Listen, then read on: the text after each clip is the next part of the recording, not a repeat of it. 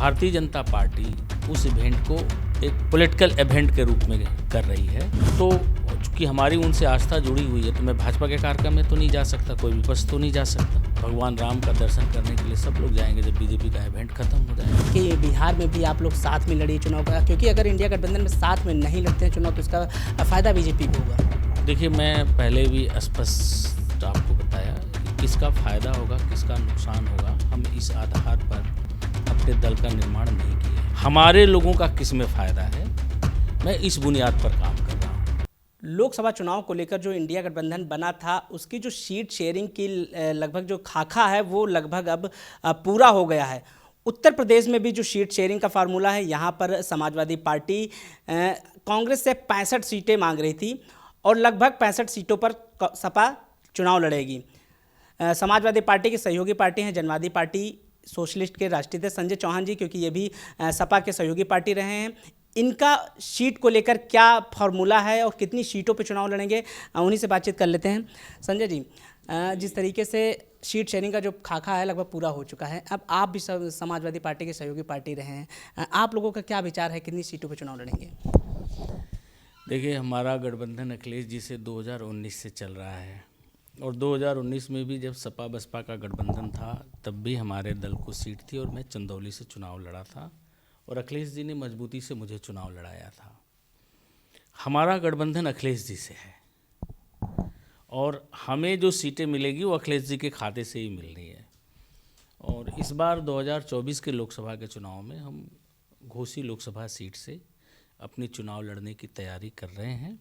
हमारे सारे कार्यकर्ता पदाधिकारी लगे हुए हैं और आगे फिर अखिलेश जी से बैठ करके तय करेंगे क्या करना है क्या नहीं करना है। क्या कभी किस इस तरीके की कोई बातचीत हुई है कि आप लोग मतलब एक दो सीटों पे चुनाव लड़ेंगे, आप घोसी सीट से चुनाव लड़ेंगे और भी आपके कैंडिडेट्स कुछ लड़ेंगे?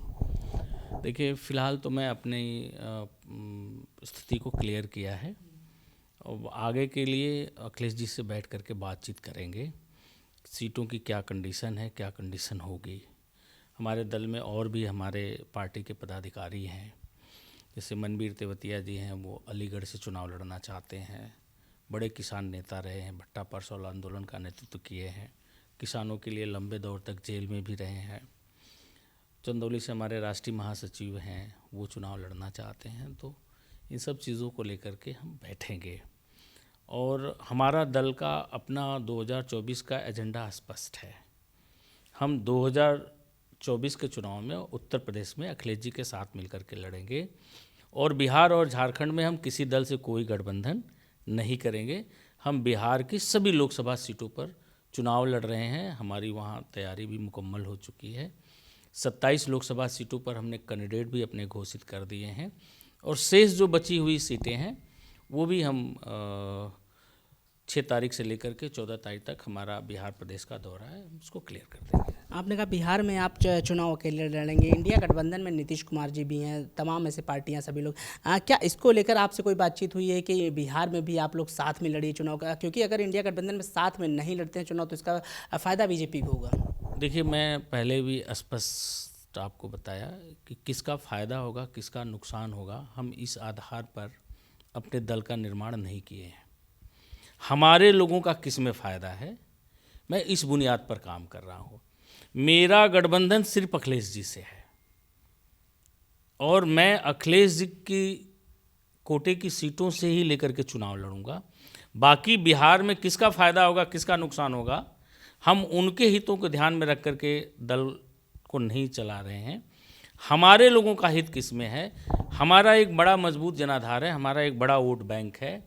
2024 के सभी लोकसभा सीटों पर लड़ा करके हम अपने वोट बैंक को मजबूती से अपने दल के साथ खड़ा करेंगे और 2025 के जो बिहार के विधानसभा का चुनाव होगा उसमें हम बड़ी संख्या में अपने लोगों को अपने दम पर विधायक बना करके हम बिहार में जनवादी पार्टी को एक मजबूत बुनियाद और एक आयाम देने का काम करेंगे। संजय जी, एक सवाल है मेरा, यूपी की बात कर लें, आप घोसी विधानसभा सीट से चुनाव लड़ेंगे। यूपी में राम मंदिर एक बड़ा मुद्दा था, 22 तारीख को प्राण प्रतिष्ठा होने जा रही है भगवान राम की।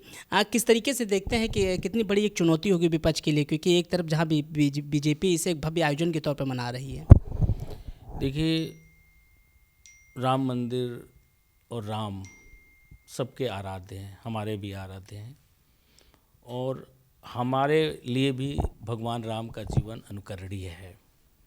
भारतीय जनता पार्टी उस इवेंट को एक पॉलिटिकल इवेंट के रूप में कर रही है। तो चूँकि हमारी उनसे आस्था जुड़ी हुई है, तो मैं भाजपा के कार्यक्रम में तो नहीं जा सकता, कोई विपक्ष तो नहीं जा सकता। भगवान राम का दर्शन करने के लिए सब लोग जाएंगे जब बीजेपी का इवेंट खत्म हो जाएगा। तो शुक्रिया, आप सुन रहे थे संजय चौहान जी को, जो साफ तौर पर कह रहे हैं कि जिस तरीके से जो बिहार में जो उनकी पार्टी है वो अकेले चुनाव लड़ेगी, और जो उत्तर प्रदेश में वो समाजवादी पार्टी के सहयोगी पार्टी है, इसलिए वो जो सीट शेयरिंग सपा के कोटे में आएगी, उस कोटे से सीट जो भी मिलेंगी उस पर जनवादी पार्टी चुनाव लड़ेगी। कैमरा पर्सन साकेत के साथ मैं Avinash, the Inquilab express, Lucknow.